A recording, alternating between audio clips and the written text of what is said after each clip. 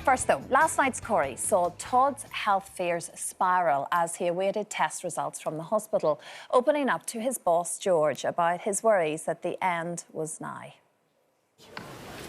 Got a bone to pick with you.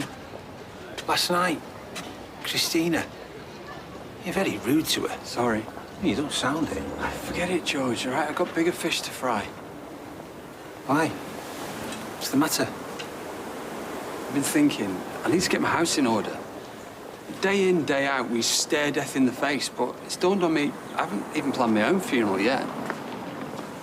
Yeah, I think you've got a bit more time yet, mate.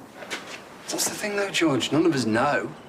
The Grim Reaper could be lurking around the corner now, just sizing me up, pointing at me with his bony finger. When the time comes, you'll give me a good send-off, won't you? Luckily, it was good news for Todd, but he's not alone when it comes to thinking the worst about his health. Health anxiety, it's rapidly on the rise, Janet. And you just recently, I know, well, you've hurt your neck to begin with, but you go to quite dark places straight away. And I understand that I'm the same. And it's a health anxiety. It can be crippling for a lot of people. Yeah, well, I've got quite bad arthritis, and I've got another knee replacement coming up in the end of this month. Not many days to go now. But if anything goes wrong with my body, I absolutely catastrophize.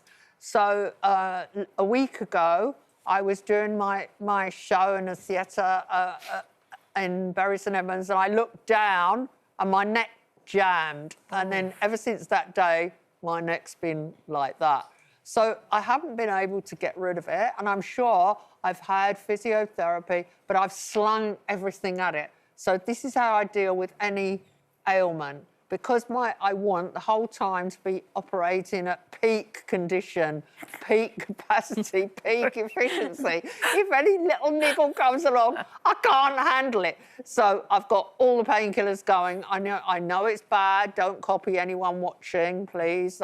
Put a health warning out straight away. Yeah, but I've taken a cocktail of painkillers, I've got to admit, and I haven't managed to move it. And so I thought you were just blanking me today. I am not blanking you. I'm rotating in your direction. The chair has been very helpful. Yeah, but yeah, I do suffer. I'm not anxious in terms of my own life, because my full intention is to live to be 100 and to live a very fulfilled life. So anything that comes along that might impede that, even in the slightest, it drives me absolutely crazy. I can't cope with it. So I react in a disproportionate way, which is what's happening at the moment with my neck. It is, but it makes sense, isn't it? I think, unfortunately, we're so bombarded now as well. I mean, we just have to pick up our phones or iPads or whatever.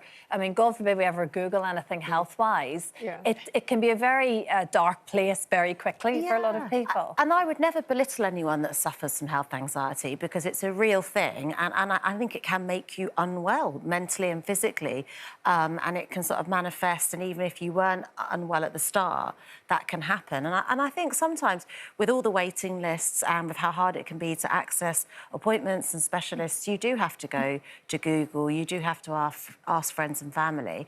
And I think there's something to be said for, you know, as soon as you see a symptom, you should act upon it, because we know sometimes delaying those things can be catastrophic, but it can be difficult to access that medical care and to get triage. Yeah, I think that's the frustration. Yeah. You do go straight away, but then you can't get an appointment. You can't always get that appointment. I think for me, I definitely wouldn't say I've got health anxiety. And I think even last year I had some problems where I felt like, well, actually, do you know what? This is out of my control. So I'm probably more used to surrendering. So I'm probably the opposite end, where it's not that I'm laid back about my health, because I'll try and exercise, I'll try and have a healthy diet. But I suppose life has shown me that, unfortunately, lots of these things aren't our choice or our decision, and we just have to kind of sit back and sometimes the cards we've dealt are the cards we've been dealt, and we have to go with I do that. think a lot nowadays, though, of health anxiety is from, like you've just mentioned, is from a lot on social media. You know, just things like, I really wanted to enjoy Kira's pregnancy. Right. And, you know, Kim, Shane's girlfriend, I wanted to enjoy their pregnancies. But social media's ruined it for me because, honestly, I don't know how people have babies, look after babies, because everything on there's some good advice, but there's so much scaremongering. I'm scared I think to it's death. too much information. It's just too much, and Yeah. some of it is unnecessary, you know.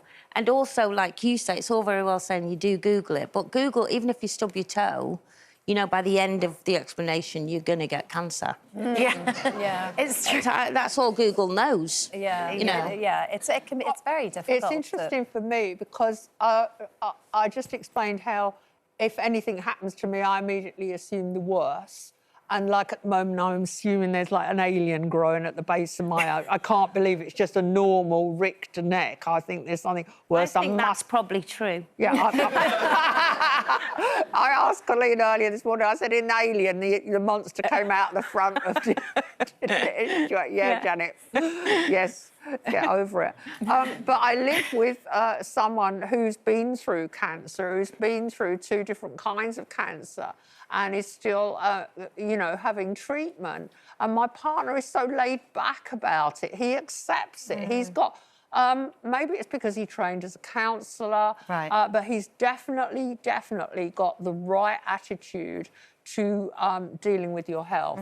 So he doesn't belittle it, he doesn't, he just accepts it, and then he moves on. And I just think, if only I could be like that. Yeah, it's a personality thing for a lot of people, Yeah. isn't it? Yeah. Just being able to And hold deal space for everyone, because it's different for everybody. Yeah, you know, absolutely. it's not going to be the same journey. Yeah, I've got more since having children. Yeah. Yeah. I personally felt was sort of invincible before that. I was worried about my parents and family and everything. But the second I had children, then suddenly it's like, whoa, oh, it's the stress is something else. So I get it. I understand when people are struggling with it.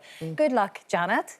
Yes, please consult your GP if indeed you've got any similar symptoms to what Janet has just discussed. She'll be back in no time, right? Yeah, I'll be partying on the nothing. tables like she always is.